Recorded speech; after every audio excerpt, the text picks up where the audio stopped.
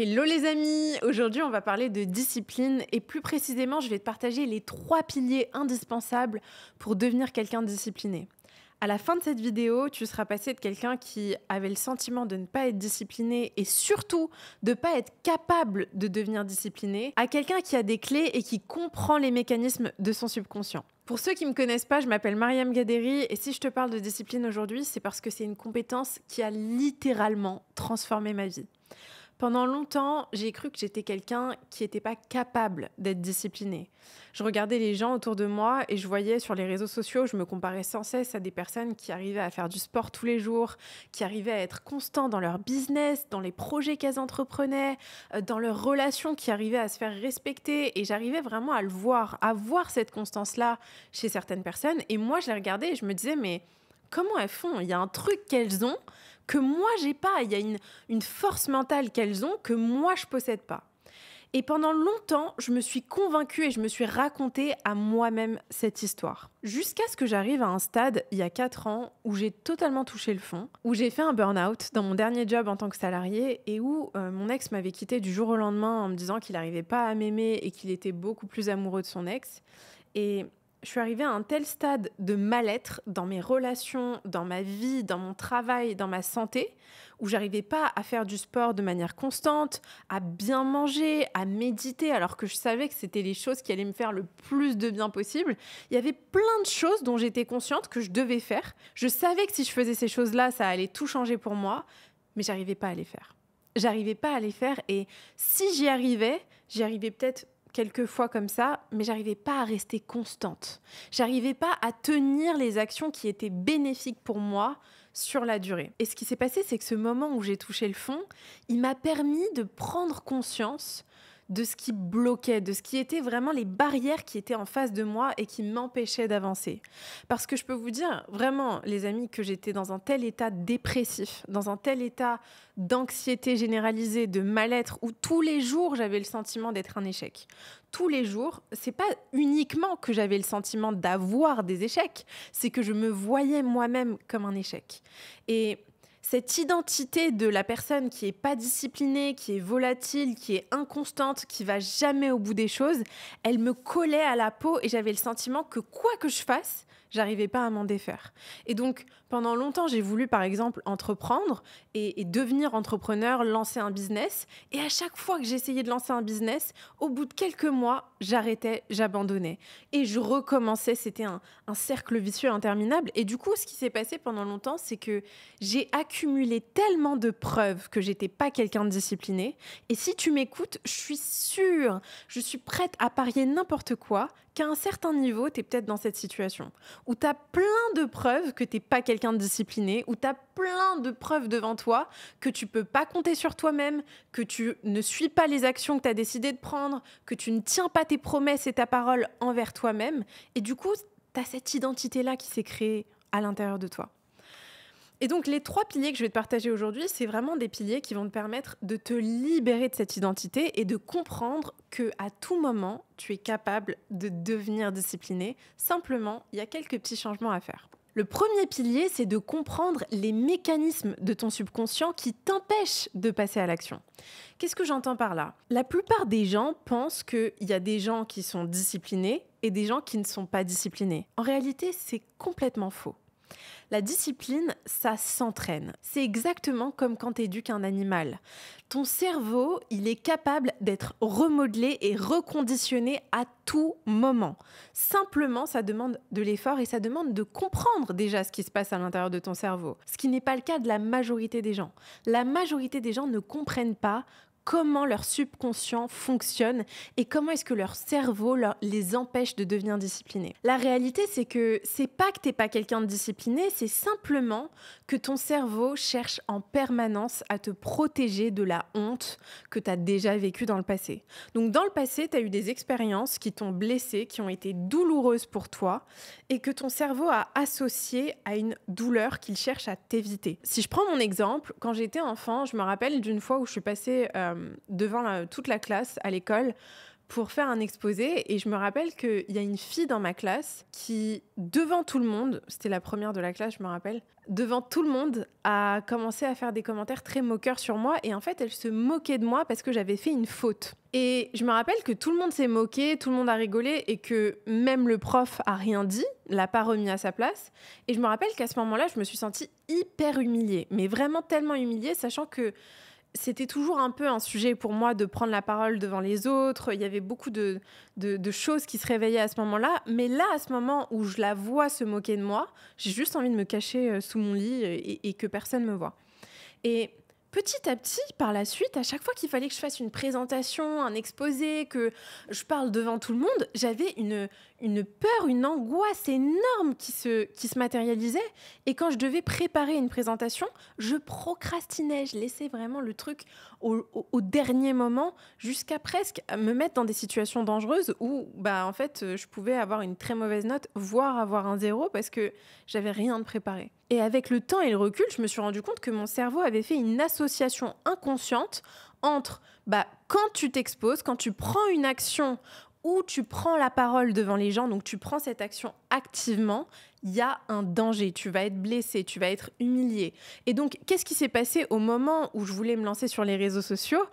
En fait, il y a cette part de mon cerveau qui est là pour nous protéger, parce qu'on a tous ces mécanismes inconscients qui sont là pour nous protéger. Tout en toi veut te protéger, et c'est vraiment important de le comprendre. Je procrastinais.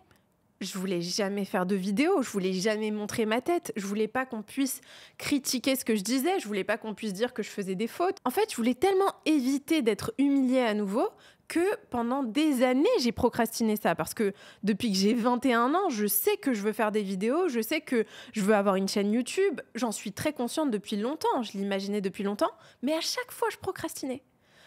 J'ai mis 4 ans à faire ma première vidéo. 4 ans, alors que j'étais bien consciente que je voulais faire des vidéos.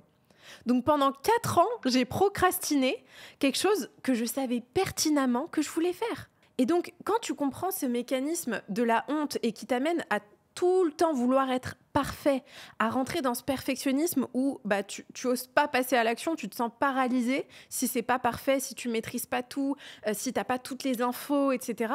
Pourquoi on est perfectionniste ? On est perfectionniste parce que notre cerveau veut nous protéger de la honte.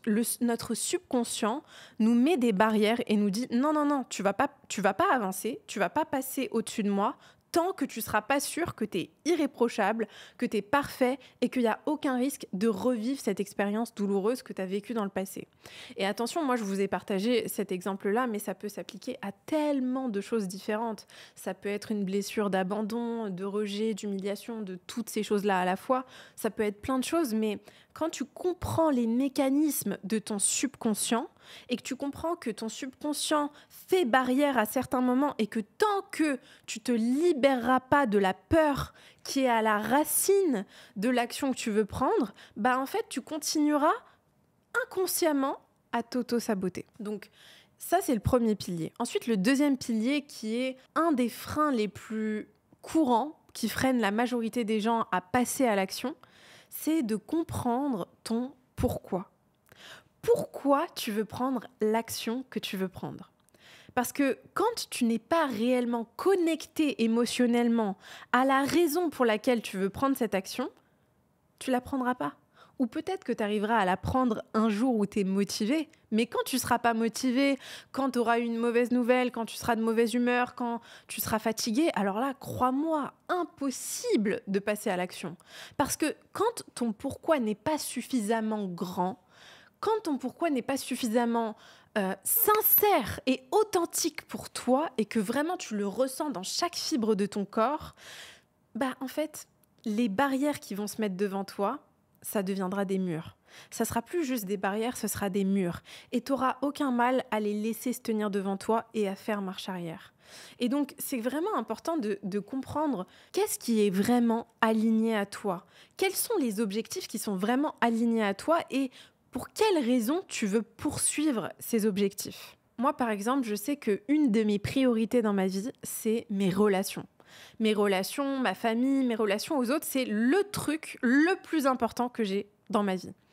Et donc, pendant des années, j'ai voulu être constante dans le sport, me sentir bien dans ma peau, bien manger, ne pas manger des aliments qui vont être inflammatoires pour moi, parce que je sais que j'ai un terrain inflammatoire dans mon corps et que quand je mange des aliments qui sont inflammatoires, je me sens ballonnée, je me sens pas bien, j'ai envie de rester recroquevillée dans mon lit, je suis fatiguée, j'ai des crashs de fatigue d'un coup dans la journée.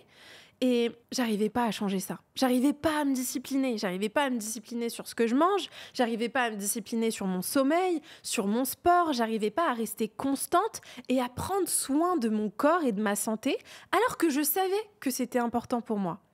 Et donc, il y a un moment donné où je me suis rendu compte que je le faisais pas pour les bonnes raisons. C'est-à-dire que le pourquoi je voulais passer à l'action et faire du sport n'était pas suffisamment important pour moi. Et finalement, mon pourquoi pour faire du sport, ça a longtemps été ah bah tu vas faire du sport parce que bah t'as peur de pas avoir une apparence assez attirante et de pas être exactement comme le modèle de femme qui peut être attirante dans cette société. Et donc tu vas arrêter de manger des aliments qui sont hyper gras ou hyper lourds, non pas parce que tu veux prendre soin de ta santé, parce que tu veux passer plus de temps avec tes proches, être dans une meilleure énergie, pouvoir faire plus de vidéos sur les réseaux sociaux, aider plus de gens, faire des choses qui sont vraiment importantes pour toi. Mais en fait, les raisons pour lesquelles je voulais poursuivre ces objectifs-là, c'était uniquement des raisons qui étaient basées sur la peur d'être rejetée, sur la peur de vivre des situations inconfortables. Et finalement, j'avais pas ce lien émotionnellement fort à mes objectifs. J'arrivais pas à relier mes objectifs à quelque chose de plus important pour moi. Et il y a une anecdote d'un entrepreneur américain qui s'appelle Ed Mylett qui reflète parfaitement ce que je vous dis et qui m'a vraiment un jour fait un déclic là-dessus. C'est qu'il racontait que à un moment donné, il était allé voir un médecin pour faire un examen parce que dans sa famille, il y avait un historique de maladies. Je ne sais plus si c'était du diabète ou je me rappelle plus exactement l'histoire, mais il racontait que quand il est allé voir ce médecin et qu'il a fait ses examens, le médecin, en revenant vers lui avec les résultats, il s'est arrêté quelques secondes, il l'a regardé et il lui a dit « Est-ce que tu veux être présent au mariage de ta fille ? Est-ce que tu veux être présent au mariage de ta fille ? Est-ce que tu veux être présent quand ton fils recevra sa cérémonie de diplôme ?»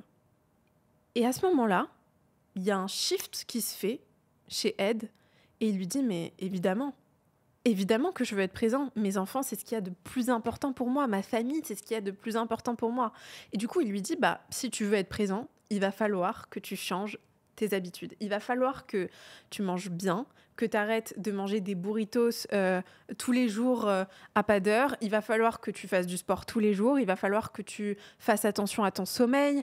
Il va falloir que tu fasses attention à ton niveau de stress. Et donc, en lui disant ça, ce médecin, il a été tellement intelligent parce qu'il lui a pas juste dit « Ah, il faut que tu fasses ça, ça et ça ». S'il lui avait juste dit ça, Ed, il aurait probablement pas eu la discipline qu'il a eue par la suite.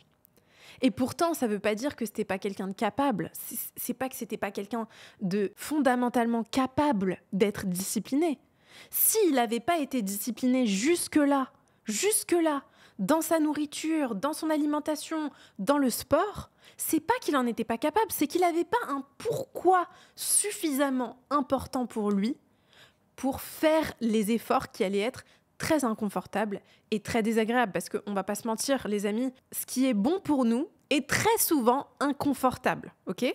La plupart des gens pensent que quand quelque chose est bien pour toi, ça va être très confortable, facile, fluide, naturel. C'est du bullshit total. C'est le contraire. Quand quelque chose est bénéfique pour toi, ça sera difficile pour toi. Pourquoi est-ce que c'est difficile d'avoir certaines conversations avec nos proches, même quand on sait qu'on a besoin d'avoir ces conversations ? Est-ce que bien manger, c'est confortable ? Est-ce que faire du sport, c'est facile ? Est-ce que dire à la personne que t'aimes qu'elle t'a blessé, c'est facile ? Est-ce que aller vers des inconnus et parler de tes services quand t'as un business, c'est facile ? Non ! Mais c'est pourtant bénéfique pour toi. C'est ce qui va te faire grandir, c'est ce qui va te faire évoluer et surtout, c'est ce qui va te permettre de créer la réalité que tu veux créer. Et donc, quand tu maîtrises ce deuxième pilier, tu te donnes la chance de devenir discipliné. Et maintenant, on arrive au troisième pilier qui est probablement un des plus fondamentaux, qui est la gestion émotionnelle. Tant que tu n'apprends pas à gérer tes émotions, tant que tu n'apprends pas à reprendre le contrôle et la maîtrise de ton état émotionnel, tes émotions continueront à te contrôler. Et ce qui va se passer, dans la majorité du temps, c'est ce qui se passe, c'est que, en fait, il fait moche, il fait gris dehors, il pleut, il fait froid, tu t'es disputé avec ton mec ou ta meuf, t'es passé devant la glace et t'as vu ta cellulite, tu te sens pas bien dans ta peau, d'un coup tu déprimes, peu importe en fait. Il peut se passer 10 milliards de choses et on est bien au courant, vous et moi, que toutes ces choses-là, elles peuvent se passer. Qu'est-ce qui va se passer à ce moment-là ? Résultat, tu vas pas passer à l'action. Tu vas rester dans ton canapé, tu vas rester dans ton lit, tu vas te recroqueviller chez toi dans ta grotte parce que, en fait, à ce moment-là, tu laisses tes émotions prendre le dessus sur toi. Tu laisses des émotions temporaires t'empêcher de prendre les actions qui vont être bénéfiques pour toi sur le long terme.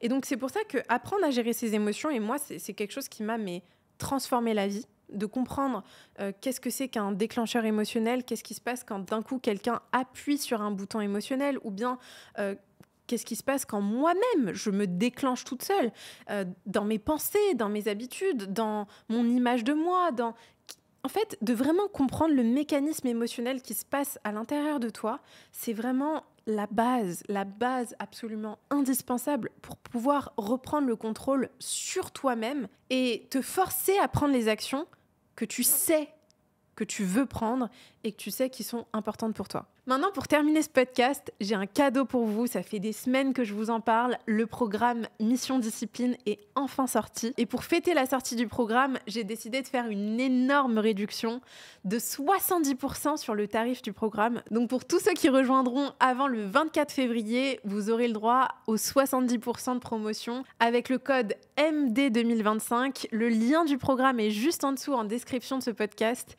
Et j'ai hâte de vous retrouver et de vous accompagner à devenir la version de vous qui est inarrêtable et disciplinée et qui atteint chacun de ses objectifs cette année. Je t'envoie plein d'amour.